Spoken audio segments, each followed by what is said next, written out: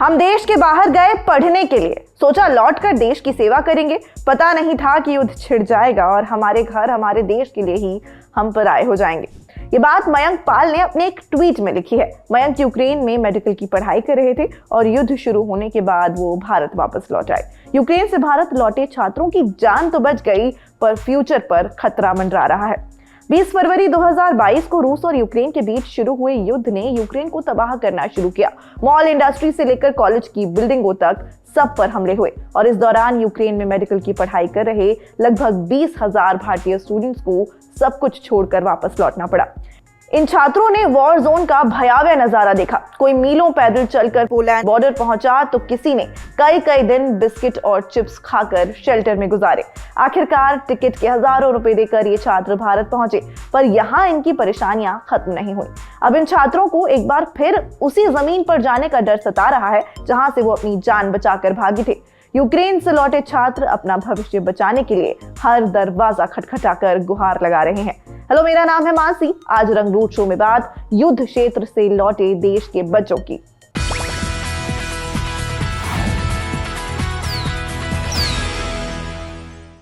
इन छात्रों को भारत लौटे अब 5 महीने से ज्यादा समय हो गया है। लाखों की फीस देकर विदेश पढ़ने गए छात्रों के सामने अब पढ़ाई जारी रखने और अपने फ्यूचर को बचाने का चैलेंज है। 15 अगस्त को जब देश आजादी के 75 साल की खुशियां मना रहा था, तब ये छात्र अपने फ्यूचर के लिए परेशान थे। ट्विटर पर सरकार से मदद की गुहार लगा रहे थे और #StudentsInDark ट्विटर पर ट्रेंड कर रहा था। इन स्टूडेंट्स की परेशानी क्या है, चलिए समझते हैं। हमारे सेमेस्टर्स अभी खत्म हुए हैं और 1-2 हफ्ते में नया सेमेस्टर शुरू होने वाला है, लेकिन हमें अभी तक ये क्लैरिटी नहीं मिली है कि हमें करना क्या चाहिए। यूनिवर्सिटीज ने हमें 2 ऑप्शंस दिया है, online mode of study and offline mode of study. Offline mode of study के लिए हमें वापस यूक्रेन जाना पड़ेगा, which is a war zone right now. War zone में जाना स्टूडेंट्स के लिए बहुत रिस्की है। और दूसरा ऑप्शन है ऑनलाइन मोड ऑफ स्टडी, लेकिन एनएमसी ने क्लियरली मना कर दिया है कि online mode of study is invalid for Indian students. So we are in a tricky situation right now और बहुत सारे स्टूडेंट्स और parents are in a state of trauma कि हमारे बच्चों का फ्यूचर क्या होगा। अब हम वहाँ वापस नहीं जा सकते और न ही हमारे माता पिता चाहते हैं कि वो वहाँ वापस भेजें, क्योंकि वो हमसे भी ज़्यादा डरे हुए हैं। एनएमसी की क्या स्टैंड है वो बिल्कुल क्लियर नहीं है। वो उनसे जब बात किया जाता है फ़ोन कॉल पे, तो वो बोलते हैं कि तुम किससे पूछ के गए थे, तुम क्यों गए वहाँ, तुम जो है कुछ भी करो, हमें कोई मतलब नहीं है। तो ऐसी स्थिति है, हम लोग किसके पास जाएं, क्या करें, कुछ भी समझ में नहीं आ रहा है। हम लोग बिल्कुल पूरे तरीके से फंस चुके हैं।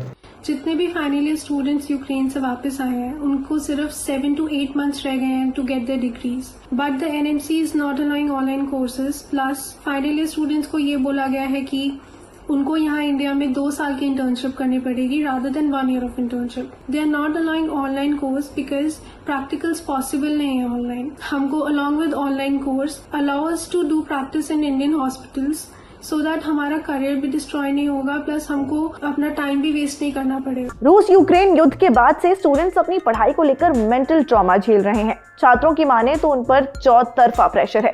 एक तरफ उन्हें नेशनल मेडिकल कमीशन यानी कि एनएमसी की तरफ से कोई क्लियर गाइडलाइन नहीं मिल रही है।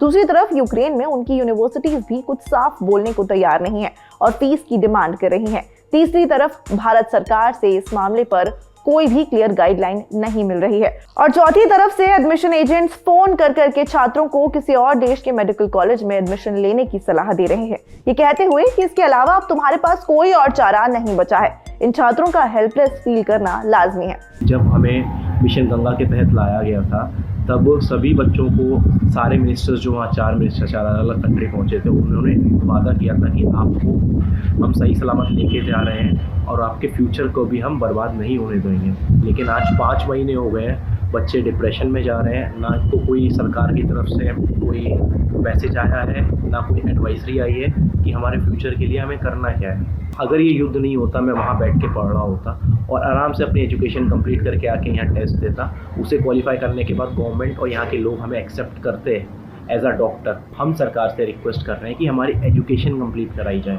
हमें यहाँ पे पढ़ने के लिए सीट दी जाए ताकि हम अपना करियर बचा सकें। मेरा सरकार से यही मांग है कि जितनी जल्दी हो सके जो बच्चे यूक्रेन रूस युद्ध के कारण जो इंडिया लौटे थे उसकी जो आधी अधूरी पढ़ाई है वो यहाँ पूरा करवाए, इंडिया में ही पूरा करवाए। क्योंकि अब जो है हम लोग के लिए करो या मरो जैसा समय आ गया है। बस 15 दिन बचे हैं और हमारी क्लास जो है वो स्टार्ट हो जाएगी। और हमारे जो यूनिवर्सिटी वाले हैं वो दबाव बना रहे हैं कि तुम फीस भेजो, नहीं भेजोगे तो एक्सपेल कर दिए जाओगे। आपने छात्रों की बात तो सुन ली, अब सरकार का इस पूरे मामले पर क्या रुख है वो भी समझ लीजिए। लोकसभा में यूक्रेन मामले को लेकर 22 और 29 जुलाई को पूछे गए सवाल के जवाब में केंद्रीय स्वास्थ्य मंत्रालय ने स्पष्ट कहा है, भारतीय चिकित्सा परिषद अधिनियम 1956 और राष्ट्रीय चिकित्सा आयोग अधिनियम 2019 के साथ साथ विनियमों में मेडिकल छात्रों को किसी भी विदेशी मेडिकल संस्थानों से भारतीय मेडिकल कॉलेजों में समायोजित करने या फिर स्थानांतरित करने का कोई भी प्रावधान नहीं है। इसके अलावा विदेश मामलों की पार्लियामेंट्री कमेटी ने 3 अगस्त को लोकसभा में अपनी 15वीं रिपोर्ट पेश की थी। इसमें कमेटी ने सुझाव दिया था कि सभी छात्रों को भारतीय मेडिकल कॉलेजों में पढ़ाई और ट्रेनिंग पूरी करने के लिए एडमिट किया जाए, लेकिन एक बार फिर गाइडलाइन और पर्याप्त इंफ्रास्ट्रक्चर न होने का हवाला देते हुए ऐसा नहीं किया गया। इधर विदेश मंत्री एस जयशंकर ने 13 अगस्त को कहा था कि हम यूक्रेन सरकार के साथ बातचीत कर रहे हैं और मेडिकल स्टूडेंट्स के लिए जल्द ही कोई हल निकालेंगे। We are in touch with the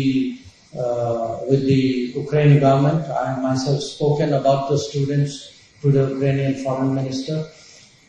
The Ukrainians right now, given their situation, can only offer online courses, which they are doing. We are also trying to see whether some other possibilities, some other options can open up in the neighboring areas. That is not so easy because people do not have that scale, and also there are some regulations about transferring institutions. I think today the Ministry of Health and the Ministry of Education are working on that problem. Ukraine से लौटे इन students की classes online चल रही हैं, जिसकी वजह से उन्हें इस बात का डर भी सता रहा है कि एनएमसी बिना किसी क्लिनिकल ट्रेनिंग के उनकी डिग्री को वैलिड नहीं मानेगी। इसलिए स्टूडेंट्स सरकार से डिमांड कर रहे हैं कि उन्हें इंटर्नशिप करने का ऑप्शन दिया जाए, लेकिन सरकार और एनएमसी की ओर से कोई क्लियर गाइडलाइन नहीं दी जा रही है।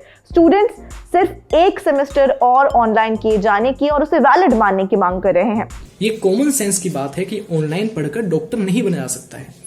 हमें ज़रूरत होती है, खास करके तीसरे, चौथे, 5वें और 6ठे वर्ष के स्टूडेंट्स को ज़रूरत होती है कि हमें प्रैक्टिकल एक्सपोजर मिले, क्लिनिकल रोटेशंस मिले, जो कि ऑनलाइन संभव ही नहीं है और एनएमसी इसको रिकॉग्नाइज भी नहीं करता है। अगले 15 दिन में हमारा नया सेमेस्टर स्टार्ट होने वाला है। एक दुविधा ये भी है कि हम उस सेमेस्टर की फीस पे करें या ना करें।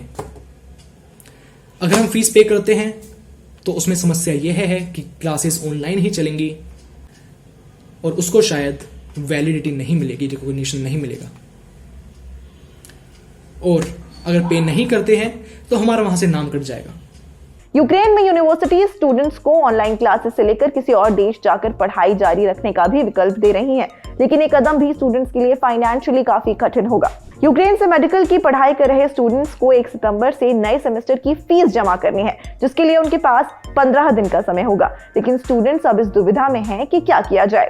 एक तरफ एनएमसी ऑनलाइन पूरी की गई डिग्री को मान्यता ही नहीं देगी, दूसरी ओर यूक्रेन में युद्ध की वजह से उनकी यूनिवर्सिटी भी कुछ साफ बोलने की स्थिति में नहीं है। इधर भारत सरकार इतने सारे स्टूडेंट्स को लेकर कोई भी निर्णय जल्दबाजी में नहीं लेना चाहती। स्टूडेंट्स एनएमसी से ऑनलाइन क्लासेस को मान्यता देने की गुजारिश कर रहे हैं, ताकि जब तक स्थिति साफ ना हो वो जहां है वहीं रहकर अपनी पढ़ाई जारी रख सके।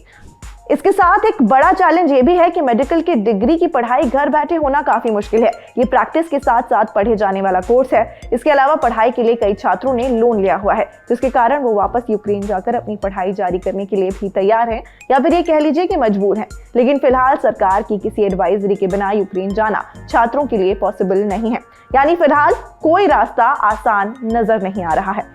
अब छात्रों की सरकार से यही रिक्वेस्ट है कि वो कोई ऐसा रास्ता निकालें जिससे इनका वक्त, पैसा और फ्यूचर बर्बाद ना हो। आप देख रहे थे रंगरूट। लाइक, शेयर और सब्सक्राइब करना ना भूलें। शुक्रिया।